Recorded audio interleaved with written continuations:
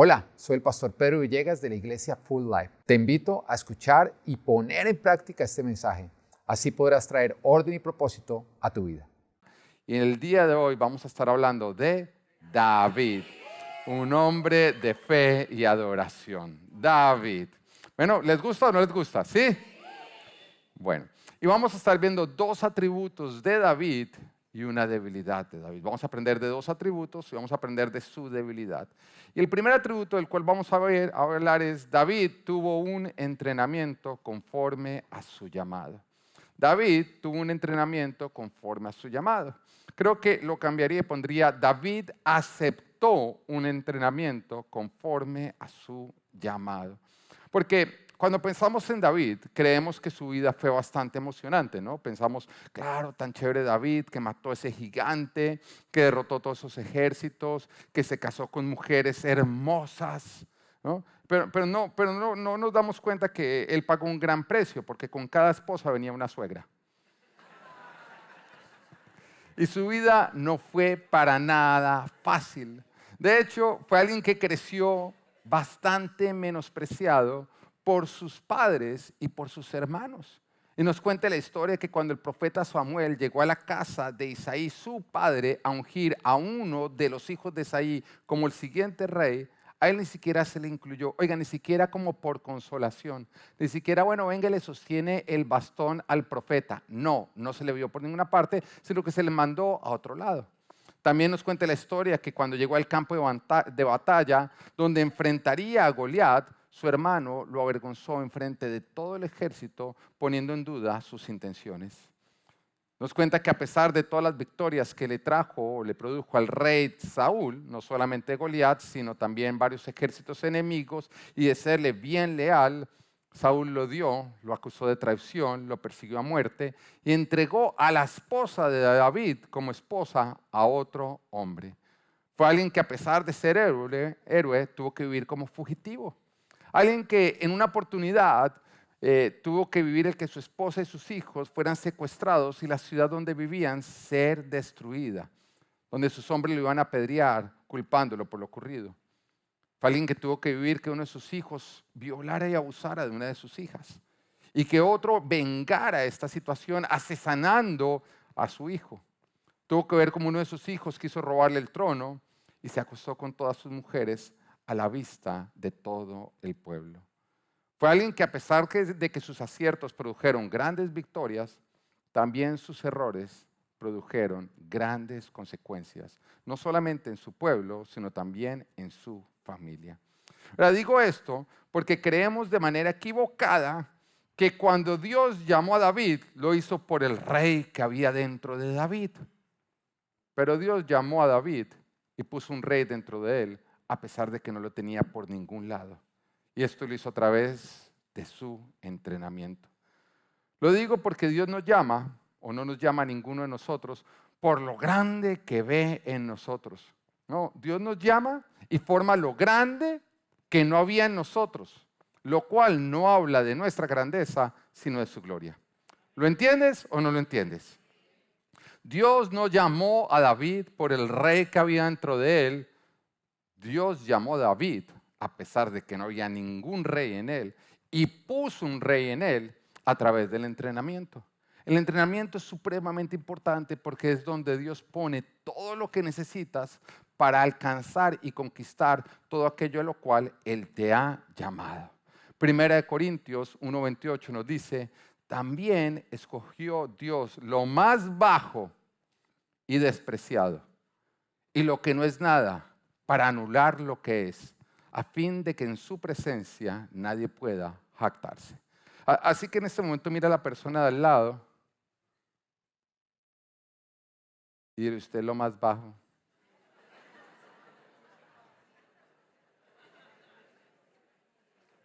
y despreciado. Usted es lo que no es nada. Pero Dios te llamó para anular todo lo demás y mostrar su grandeza.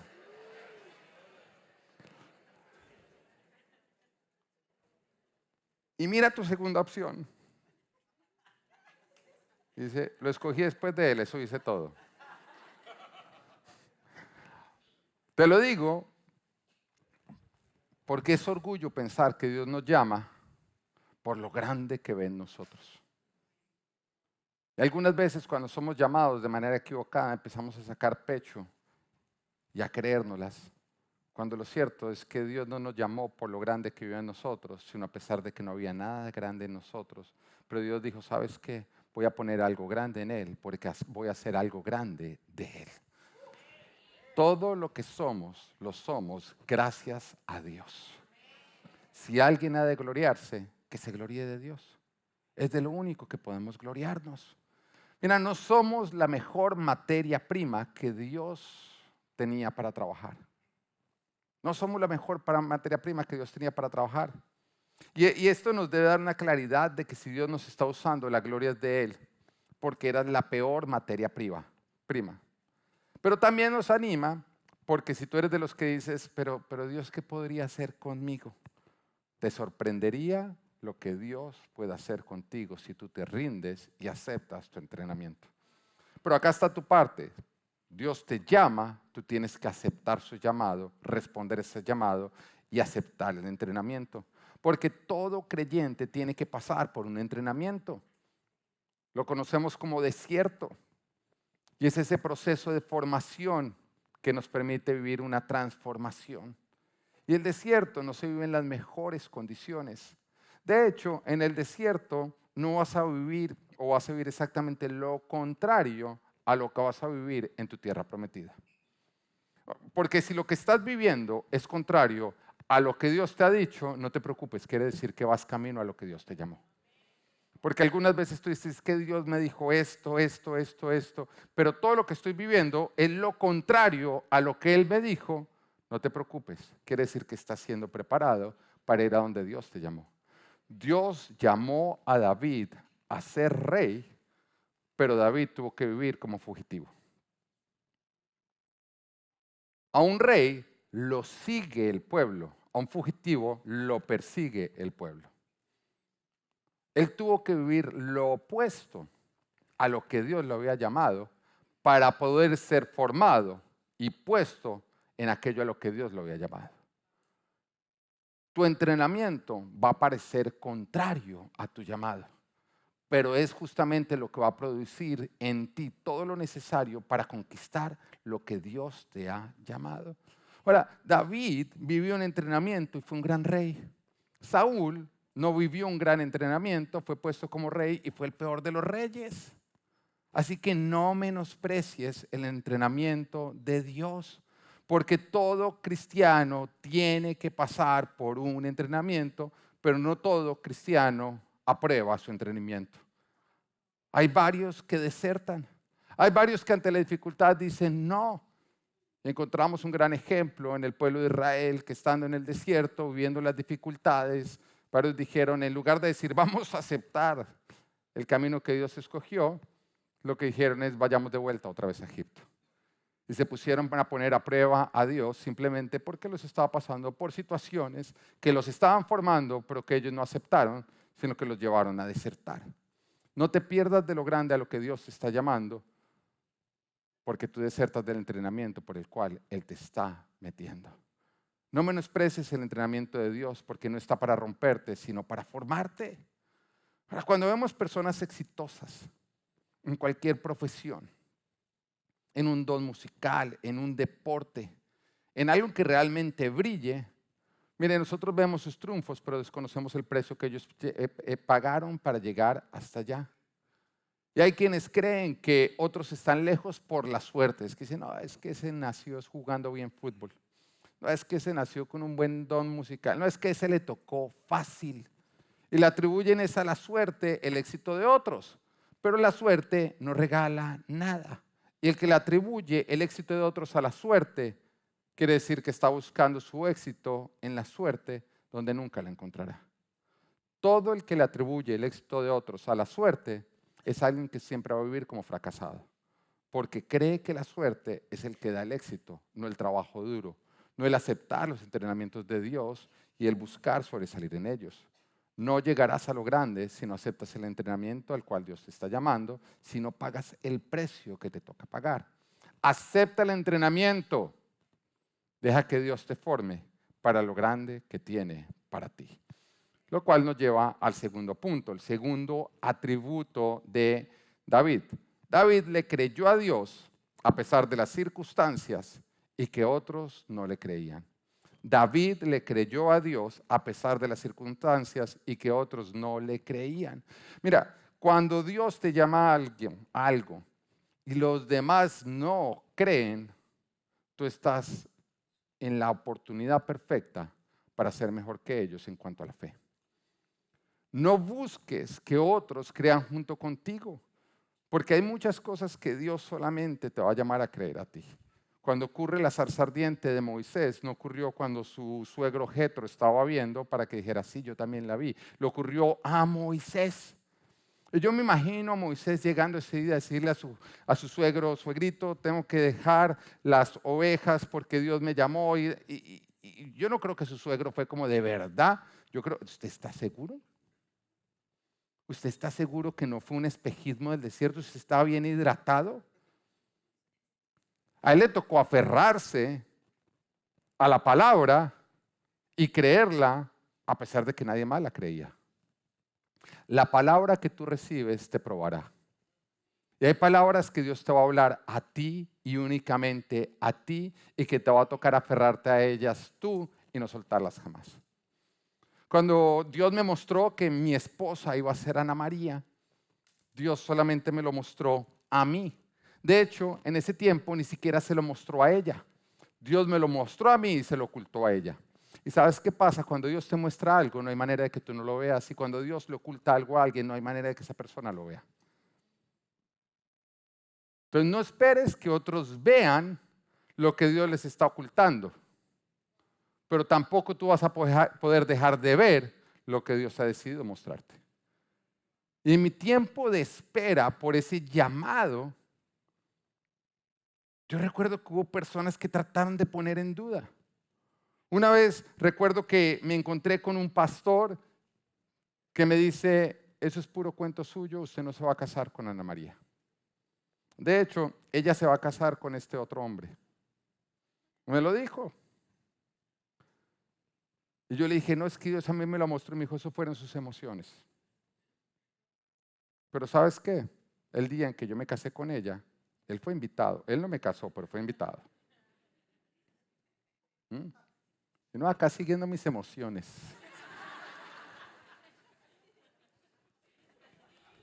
Pero he entendido que cuando Dios te da una palabra, es suficiente con que tú la creas. Todas las palabras que Dios nos ha llamado a creer, nos las ha dicho a nosotros y a nadie más. Y hemos sido nosotros los que nos hemos tenido que aferrar a ellas. Cuando pasamos por infertilidad y Dios nos dijo que tendríamos 2 hijos varones, nos lo dijo a nosotros, a nadie más. Y nosotros tuvimos que aferrarnos a esa promesa. Cuando Dios me llamó y me dijo que yo sería pastor, me lo dijo a mí, a nadie más. Y recuerdo que en esa época servíamos bajo un pastor bastante reconocido, bastante famoso, de los que llenan estadios. Y una vez me miró y me dijo, usted debería ponerse a vender aplicaciones de celular porque yo no veo en usted nada que no haya ya en la radio y en todos los lugares en cuanto a ser predicador. Y en ese momento yo lo miré y le dije, ¿sabe qué? Yo sé a lo que Dios me llamó, sé en dónde me encuentro, sé que hay un recorrido y estoy dispuesto a recorrerlo con los que me quieren apoyar. Así que acá vamos a definir, ¿me va a apoyar o lo recorro sin usted? Lo recorrí sin él, pero llegué hasta donde Dios me había llamado. Es suficiente.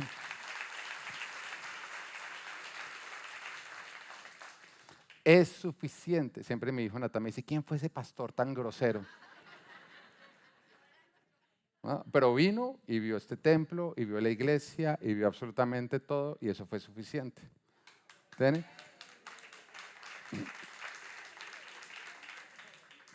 David le creyó a Dios a pesar de las circunstancias y que otros no le creían. Y esta fue la historia de Goliat, donde David le creyó a Dios cuando otros no le creían.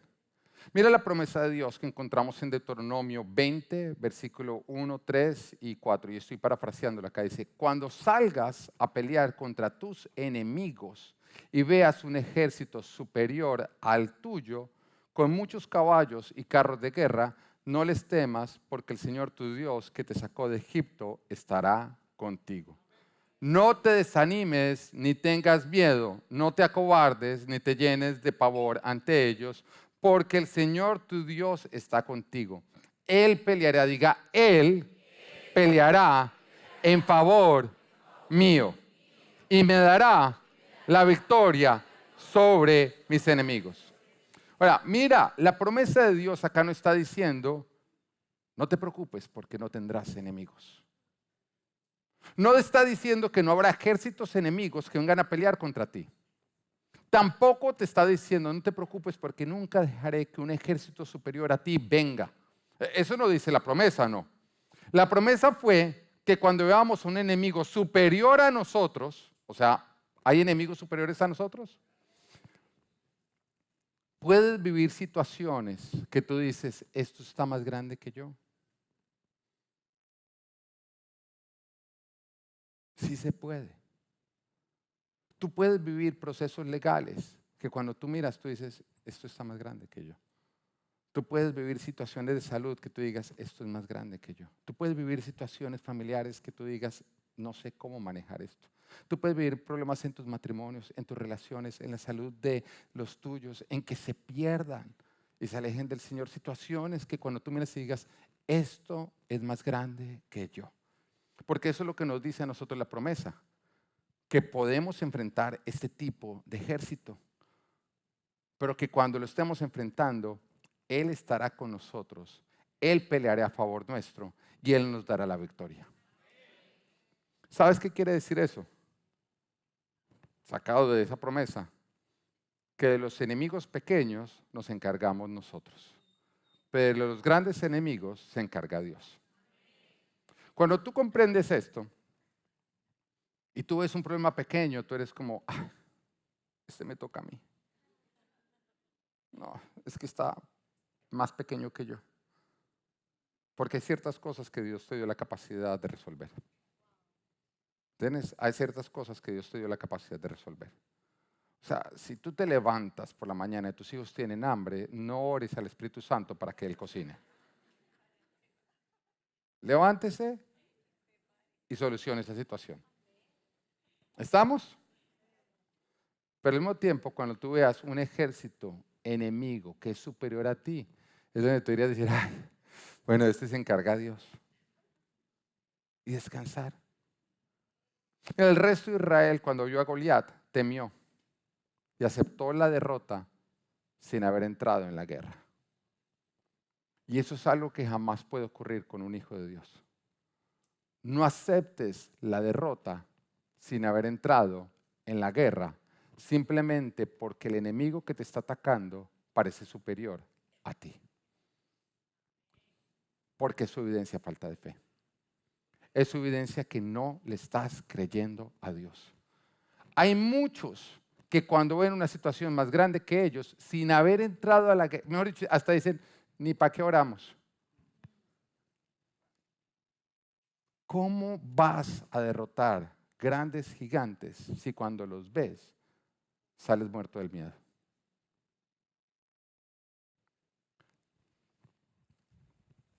Cuando conocí al Señor, lo conocí en medio de una situación bastante compleja. Lo que usted ve hoy en día es lo que Dios hizo de mí.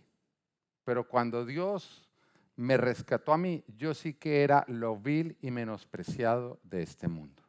Lo que menos servía.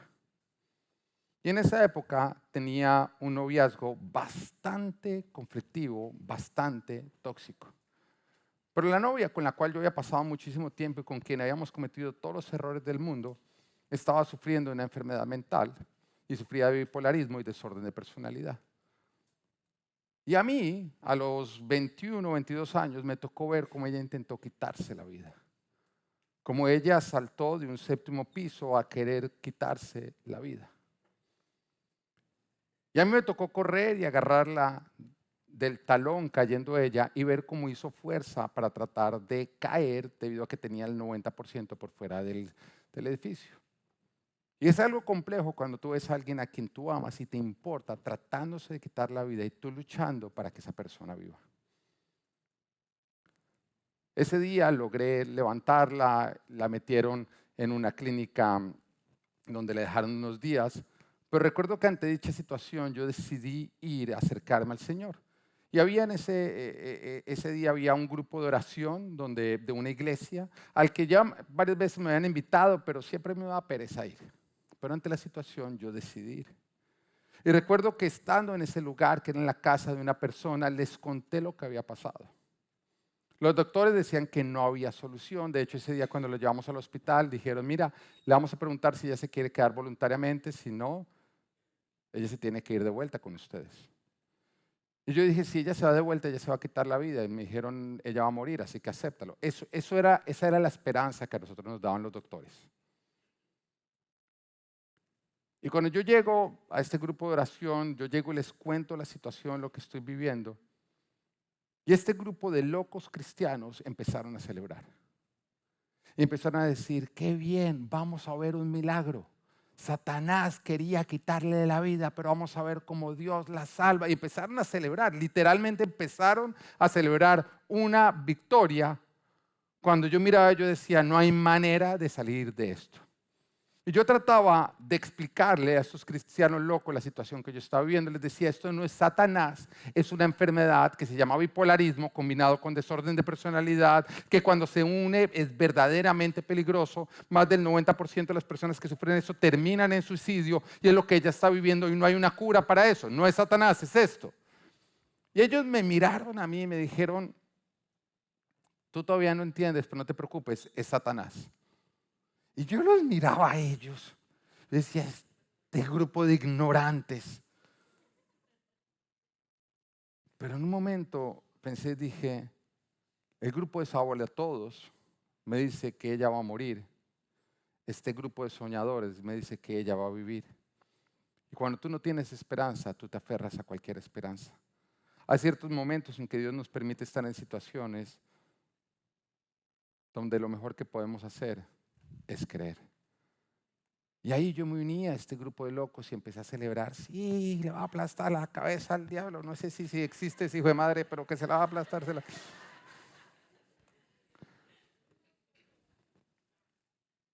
Y este fue el entrenamiento a través del cual el Señor me enamoró de él.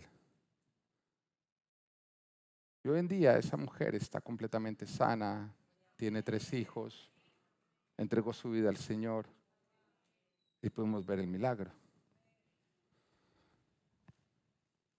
Pero va a haber situaciones en que vas a ver gigantes frente de ti y donde tú vas a tener que tomar la decisión de si tú crees la promesa de que Él se encarga de los ejércitos superiores.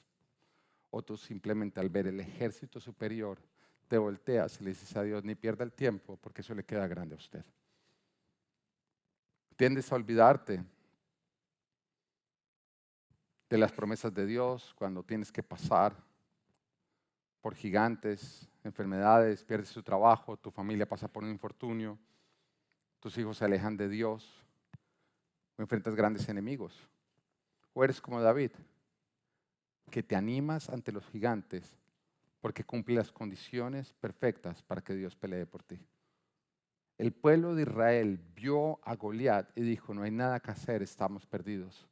David vio a Goliat y dijo, las condiciones son las perfectas para que Dios pelee por nosotros y cumpla la promesa que nos ha entregado. Pero leamos nuevamente la promesa en Deuteronomio 20. Dice, no te desanimes ni tengas miedo. Y esta es la advertencia, ¿o no? Porque toda promesa tiene una condición. O sea, Dios siempre te promete lo que Él va a hacer, que es algo que tú no puedes hacer, pero te pone como condición que tú hagas algo que tú sí puedes hacer. ¿Lo entiendes? Dios te dice, tú encárgate de lo que puedes y yo me encargaré de lo que no puedes. Pero si tú no te encargas de lo que puedes, no esperes que yo me encargue de lo que no puedes. Entonces, toda promesa de Dios tiene una condición. Puede haber personas que digan, es que Dios me prometió y nunca lo vieron realizado en su vida. Sí, muchas. Hay muchas personas que salieron de Egipto con promesa de tierra prometida y nunca llegaron. Porque hay algunos que dicen, si Dios lo dijo, entonces yo voy a llegar. No, Señor, es una invitación. es una invitación. Son muchos los hombres y mujeres de la Biblia que fueron invitados, pero nunca llegaron al otro lado. De hecho, el pueblo de Israel está viviendo las consecuencias de no haberle creído a Dios. Y ahora el pueblo gentil, los que no somos israelitas, estamos disfrutando de tener a Jesucristo como Salvador porque ellos no hicieron su parte. Por lo tanto, están cegados y no pueden ver lo que tú y yo vemos. Nosotros creemos en Jesús al leer la Biblia que les fue entregado a ellos. Y ellos con su propia Biblia no logran ver a Jesús. Pues no creas que el hecho de que Dios te lo haya prometido quiere decir que Dios lo va a cumplir. Él lo va a cumplir si tú cumples la condición. Él hace lo que tú no puedes si tú haces lo que tú sí puedes. Y acá nos damos cuenta, dice, no te desanimes ni tengas miedo, no te acobardes ni te llenes de pavor ante ellos, porque el Señor tu Dios está contigo. Él peleará en favor tuyo y te dará victoria sobre tus enemigos. Así que te tengo una noticia. No hay victoria si te desanimas y tienes miedo. No hay victoria si te desanimas y tienes miedo. Ahora, entiéndalo con respecto al desánimo y el miedo. Tú lo puedes sentir, pero no lo puedes obedecer. Lo puedes sentir, pero no lo puedes obedecer. A lo que me refiero es que yo sí creo que cuando David se enfrentó a Goliat, hubo momentos en los que dijo, estoy que me orino del susto. O sea, yo no creo que David cuando enfrentó a Goliat fue como, no, yo creo, porque si no es un loco o no. Es un loco. Él tenía ojos. Él lograba ver la diferencia de tamaño. Él lograba ver la diferencia de arma. Él lograba ver cómo todos aplaudían al otro y como todos simplemente le daban la bendición a él. A lo que me refiero es que yo creo que es normal que él sintiera miedo. ¿Estamos? Yo creo que es normal que en momentos él dijera, ¿yo qué hice? ¿Para qué abrí mi boca? Y que yendo a enfrentar, él tuvo que callar sus miedos. Silencio, Bruno, silencio, Bruno, silencio, Bruno. De ahí viene Bruno. Entonces no está mal que sientas miedo, lo que está mal es que obedezcas tus miedos.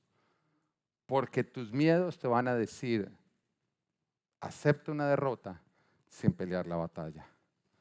Tu fe te dice, enfrenta al enemigo porque tu Dios estará contigo y peleará por ti.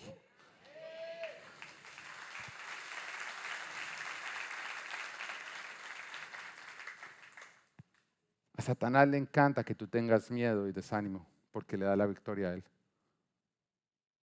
Satanás, ¿sabes qué pasa con Satanás? Que Satanás sí cree la palabra de Dios. Entonces, él sabe que si a ti no te da miedo, que si tú no te desanimas, que si tú ves tus miedos, él sabe que está perdido. Así que él lo que vas a buscar, atacar tus miedos. Por esa razón siempre te va a dar a ti pensamientos de miedo. Porque él dice, lo único que tengo que hacer, lo único que podemos hacer para ganar la batalla es que esta persona no le crea a Dios, sino nos crea a nosotros. ¿Desde Adán y Eva fue así o no? Les dijo Dios que no comieran de ningún fruto, de ningún árbol. No, podemos comer de todos menos de este, porque si comemos de este moriremos. No es cierto. La palabra de Dios no nos dice que él cogió, Dios no estaba mirando y entonces entre varios demonios ataron a Eva, sacaron el fruto, la hicieron comer, se la metieron en la boca. Eso no dice la palabra, ¿o no? Porque hay algunos que creen que así ataca al diablo. Lo único que hizo fue decirle lo que Dios dijo, no es cierto, esto es la verdad. Y cada vez que tú te enfrentas a enemigos, Dios te dice, no te desanimes porque yo pelearé por ti. Y Satanás te dice, ¿y qué pasa si no pelea por ti? ¿Y qué pasa si ese es tu fin? Recuerda la vecina de cuando estaba creciendo. Ella estuvo en una situación similar y mira lo que le pasó. Cuenta la leyenda y empieza a contarle a usted un montón de cosas que buscan desanimarlo, llenarlo de miedo para que usted deje de creer. El atributo de David es que David creyó cuando todos dudaron.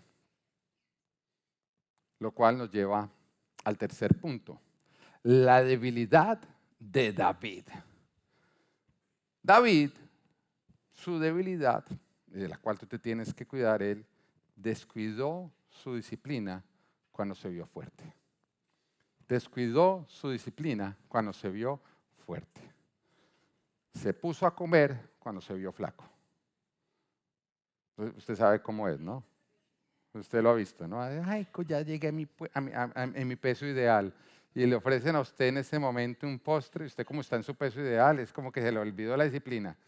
Y al otro día está, ya sabe, orando, la oración de la mujer. ¿Sabe cuál es la oración de la mujer? Señor, ayúdame a perder peso o engorda a mis amigas. Alguna de las dos tiene que pasar.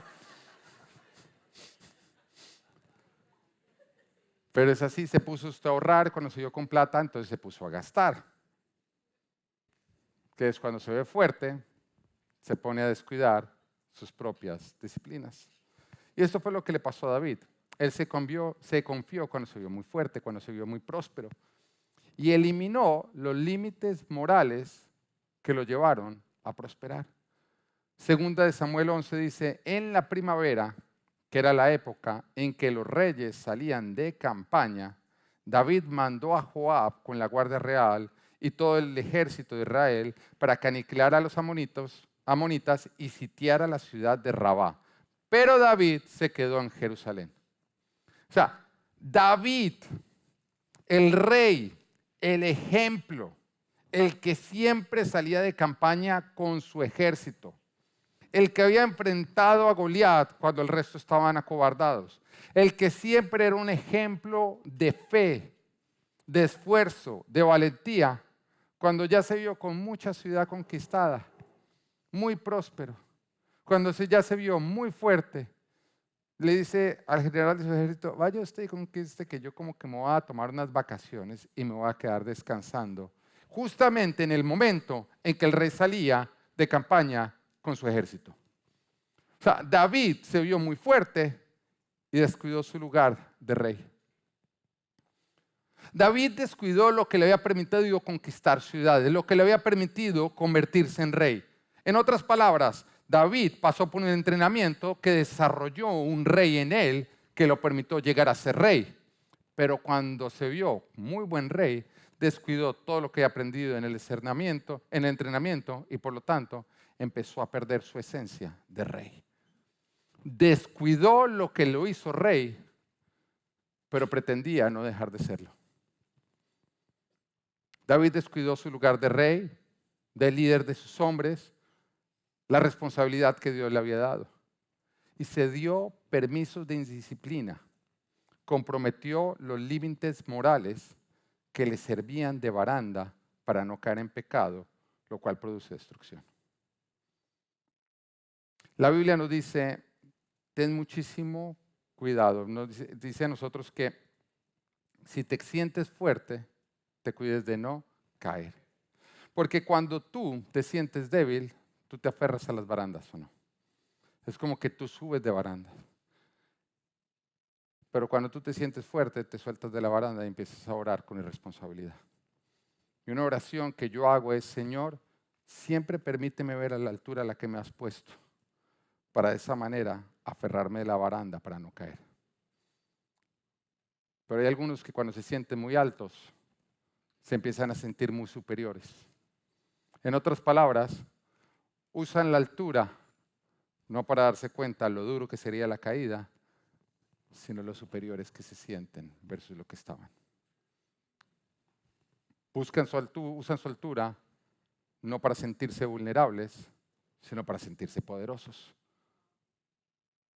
Y en 2 de Samuel, capítulo 11, versículo dice, una tarde, al levantarse David de la cama, acá continúa la historia, mandó a todos sus hombres, pero dice, una tarde al levantarse David de la cama, ¿una qué?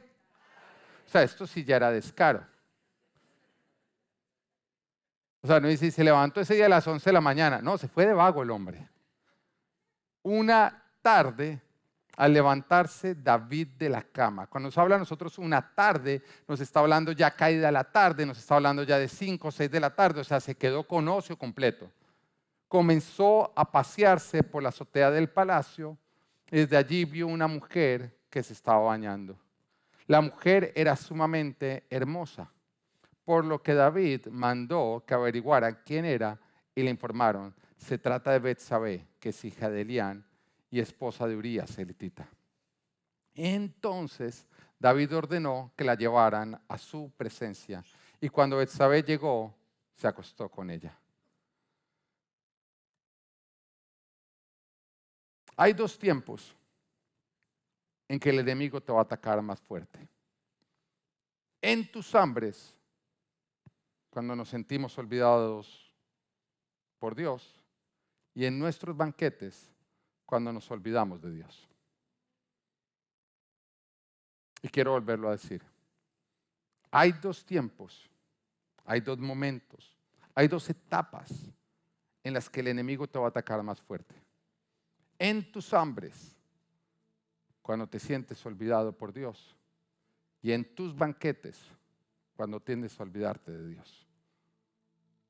David estaba pasando por un tiempo de banquete, lo cual lo llevó a descuidar su relación con Dios, su santidad, su vida radical, y se dio permisos que traerían ruina. Y una mala decisión lo llevó a la otra, y esta la otra, y esta la otra. Porque de pronto un día se levantó y dijo, estoy cansado, no es necesario que yo vaya, ya he conquistado mucho, yo me puedo dar el lujo de darme permisos de ser indisciplinado. Como que sintió que las reglas ya no le aplicaban a él. Se olvidó de los mismos estándares morales, barandas morales, límites morales que le permitieron crecer y llegar hasta donde había llegado. Como que se sintió que a él no le podía pasar nada malo. Dios lo había apoyado tanto que le daba ahora permisos que a otros no les podía dar.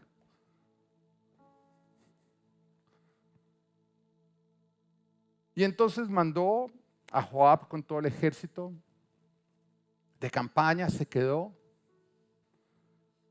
se levantó tarde y nos dice que ese día salió por el balcón de su palacio, pero él sabía lo que él iba a ver. Porque esa hora, cada día de la tarde, era la hora en que las mujeres se bañaban. Porque en esa época el calentador era dejar canecas de agua al sol todo el día para que al final de la tarde estuvieran a una buena temperatura y así las mujeres se bañaban.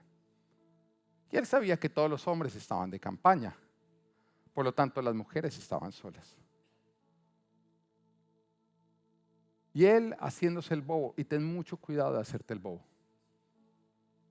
De hacerte el bobo es cuando tú te haces el inocente frente a los demás, cuando tú sabes que tienes una agenda escondida. Cuando empiezas a cambiar de canal, cuando empiezas a mirar, cuando empiezas a canalear, cuando empiezas a hacer ciertas cosas que tú sabes que es jugar con candela, pero que te estás haciendo el bobo, porque lo estás disimulando. Y ese día David salió haciéndose el bobo, cuando de pronto vio una mujer desnuda, bañándose y haciéndose el bobo. ¿Y quién es? No, es Betsabé. Ah, pero ¿quién es? No, está casada, está con Urías. ¿Y dónde está Urías? No, peleando por usted mientras que usted duerme esta tarde. Ah, y la tiene ahí descuidada, pobrecita, ¿no? Invítela a comer. Toca ser atento con Urías. Él allá peleando, yo acá le cuido de la esposa. Y haciéndose el bobo, olvidándose de los límites morales que debió haber guardado, una mala decisión lo llevó a la otra y terminó acostándose con ella y embarazándola. Pero nos dice que después de embarazarla, se encontró en esa arena movediza de malas decisiones. Entonces mandó a llamar a Urías de la guerra y cuando volvió le dijo, vete a acuestas con tu mujer, pero Urías dijo, no, yo no puedo estarme acostando con mi mujer cuando todos mis compañeros están en la guerra. Oiga, este hombre le estaba modelando a David lo que David debería haber hecho. Este hombre no se acostaba a dormir con su esposa mientras que sus compañeros estaban en la guerra, pero David sí se acostaba con la esposa de otro mientras que sus hombres estaban en la guerra. Así que David, al ver que estaba fallado su plan, al siguiente día lo vuelve a invitar, le da de comer, lo emborracha y dijo, ahora sí borracho, a este hombre se le van a olvidar los límites morales y va a ir y se va a acostar con su esposa. Pero este hombre nuevamente llega y dice no y se va a pasar la noche en el cuartel. Así que al ver que David no puede lograr que este hombre viole las barandas, le manda una carta a Joab con el mismo Urías diciéndole ponlo en la parte más peligrosa para que este hombre caiga en batalla. Y David a través de una mano enemiga termina asesinando a este hombre y tomando a Betsabé como su esposa para tratar de ocultar el pecado. Una mala decisión que llevó a otra, que llevó a otra, que llevó a otra, que llevó a otra, que llevó a otra, que llevó a otra, hasta que se vio en un montón de arenas movedizas de pecado, de situaciones sin escape que lo estaban consumiendo. Ahora, esta parece una historia con un final triste, pero Dios lo sacó de ese lugar. ¿Cómo? A través del arrepentimiento. Diga arrepentimiento. El arrepentimiento es la cuerda que te saca de las arenas movedizas de pecado donde tú te has metido. El ocultar tu pecado te hace hundirte más. El arrepentirte, que es confesar tu pecado, no ocultar nada de él y dejarlo, es lo que te permite a ti que Dios te restaure. Y nos dice la palabra en Salmos 32:1, acá habla David después de que él confesó su pecado, en que él no lo ocultó más, en que él reconoció, sí hice lo malo, tomé la esposa de otro, me acosté con ella, la embaracé para ocultarlo, lo mandé a matar, me casé con ella y recibió las consecuencias. Y dice en Salmos 32:1, dice, dichoso aquel a quien se le perdonan sus transgresiones, cuyos pecados son cubiertos. Ahora, yo quiero que tú leas este salmo escuchándolo de alguien que estuvo metido en la mala, no sabía cómo salir de ella. Cada decisión era peor que la anterior. Tenía miedo a que se saliera a la luz lo que le había hecho por vivir las consecuencias, porque de pronto tú estás atrapado en la misma situación. Y alguien que salió de ahí te empieza a hablar a través de esto. Y te dice, a ti que has venido ocultando tu pecado, que le vienes temiendo a las consecuencias. Dichoso aquel a quien se le perdonan sus transgresiones, cuyos pecados son cubiertos. Dichoso aquel cuyo pecado el Señor no le toma en cuenta, en cuyo espíritu no hay engaño. Mientras guardé silencio, mientras oculté mi pecado, mientras mentí, mis huesos se fueron consumiendo por mi gemir de todo el día. Mi fuerza se fue debilitando como el calor del verano, porque día y noche tu mano pesaba sobre mí. Pero te confesé mi pecado y no te oculté mi maldad. Me dije, voy a confesar mis transgresiones al Señor y tú perdonaste la culpa de mi pecado. Mira, el pecado te lleva a la ruina y a la muerte. Y la única forma de salir de ahí es confesar y no ocultar. Diga, no ocultar. Porque lo que tú más vas a temer hacer cuando estás en pecado es confesar. Y vas a tender a ocultar cierta información creyendo que si lo haces vas a evitar vivir o atravesar ciertas consecuencias. Pero eso que tú ocultas es lo que te mantiene a ti hundido en tu pecado y no te permite salir. El Espíritu Santo de Dios no se mueve donde hay mentira y donde se oculta información de pecado. Y como pastor tengo que decirte que es un desgaste tratar de restaurar una persona que cae en pecado pero encubre ciertos detalles. Es una pérdida de tiempo porque el Espíritu Santo de Dios no está en ese lugar. Lo intenta uno, viene la persona, uno hace de todo, pero uno se da cuenta que la persona no sale adelante, sigue de peor en peor, en peor, en peor. Como tiene miedo a vivir consecuencias, suma consecuencias. A lo que quiero decir es que Cuando tú ocultas, no vas a evitar vivir consecuencias, vas a sumar consecuencias a tus consecuencias. Y una persona que empieza a ocultar es una persona que jamás se va a salir con la suya, no va a avanzar. Y uno intenta restaurarlo, se puede pasar por todos los procesos, puede tener consejería, puede ir a sanidad interior, puede pasar acá que le impongan las manos, se le pueden echar afuera 20,000 demonios, vuelven y entran otros peores. No hay manera de salir ahí. Puedes entrar en todos los programas que tú quieras, puedes intentar con dominio propio, con tus propias fuerzas, puedes intentar hacerlo de cualquier manera, no lo logras vencer. Porque el Espíritu Santo de Dios no está contigo. Cuando Él ve que hay mentira y que se oculta algo, Él dice, yo acá no entro. Él no entra donde hay mentira y donde se oculta algo. No va a entrar.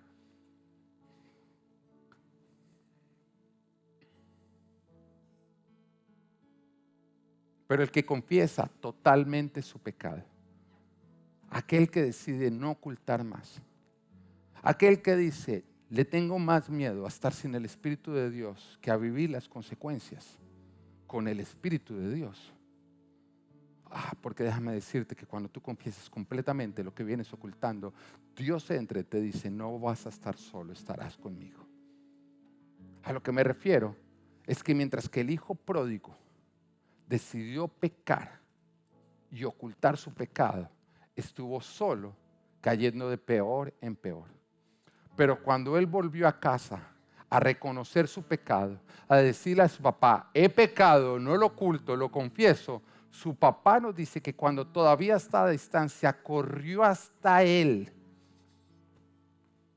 le cambió las ropas, le puso un nuevo calzado, le puso un anillo y le dijo, ¿sabes qué? Desde acá hasta volver a la casa, no lo vas a recorrer igual. Lo vas a recorrer a mi lado y a los ojos de todos sabiendo que eres mi hijo. Es muy diferente atravesar las consecuencias cuando estás de la mano de Dios. Pero ocultar es decidir estar sin Dios.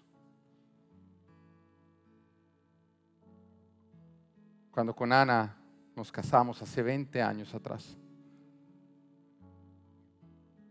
nosotros ya teníamos un llamado de ser pastores.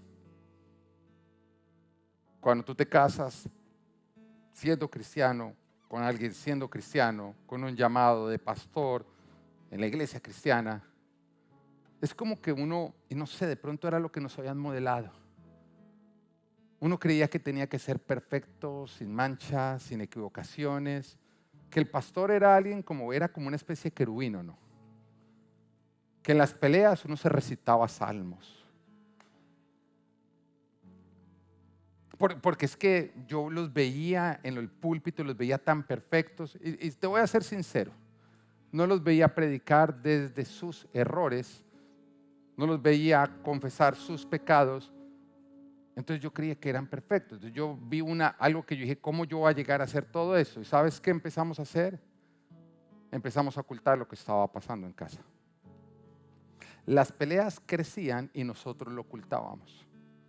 Y cuando nos preguntaban cómo están, nosotros por miedo a retrasar nuestro llamado, a perder nuestro lugar de líder, no, bien, todo muy bien, acá enamorados, sí. Y las peleas cada vez peor, cada vez peor, cada vez peor, cada vez peor, cada vez peor, eran de todos los días. Hasta que un día estábamos enfrente del pastor y mi esposa confesó todo. Dijo, no estamos ni siquiera, estamos en código rojo, estamos más allá de código rojo, y lo contó todo. Yo la quería ahorcar. Yo me sentí traicionado por ella.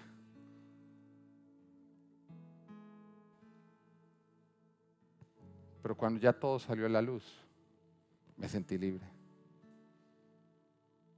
Y cuando ya todo salió a la luz, ¿sabes qué pasó? Salió el pecado y entró el Espíritu Santo de Dios. Y empecé a ver cómo lo que no habíamos podido solucionar en nuestras fuerzas, lo pudimos empezar a solucionar en las suyas. Y entonces entendí una verdad que he buscado vivir desde entonces. Y es que somos tan fuertes como transparentes. Que serás tan fuerte como seas transparente, o tan débil como lo que ocultes. Y desde entonces tomé la decisión y dije, el día que yo sea pastor no va a ser con mentiras, va a ser con verdades.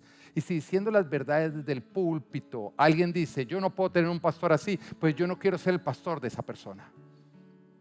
Si para ser pastor necesito ocultar, quiere decir que no soy pastor por orden de Dios, sino por engaño del diablo. Y a partir de ese momento comprendimos con mi esposa que no podíamos ocultar, que teníamos que ser transparentes. Y hemos visto cómo el Espíritu Santo de Dios se ha movido en nuestras vidas. Hoy te vengo a dar este mensaje de parte de Dios. Violaste los límites morales que no debiste haber violado. Cediste a prácticas que no debiste haber cedido. Y crees que la solución es ocultar. No. No estás evadiendo las consecuencias, las estás sumando. Pero si tú decides arrepentirte de tus pecados y entregarte completamente a Jesucristo, Él te restaurará y podrás ver a Dios en tu vida. Gracias por acompañarnos. Espero que Dios haya hablado a tu vida. Recuerda, si vives en Miami o vienes de visita, queremos conocerte. Además, queremos estar conectados contigo, así que síguenos a través de nuestras redes sociales. Que Dios te bendiga.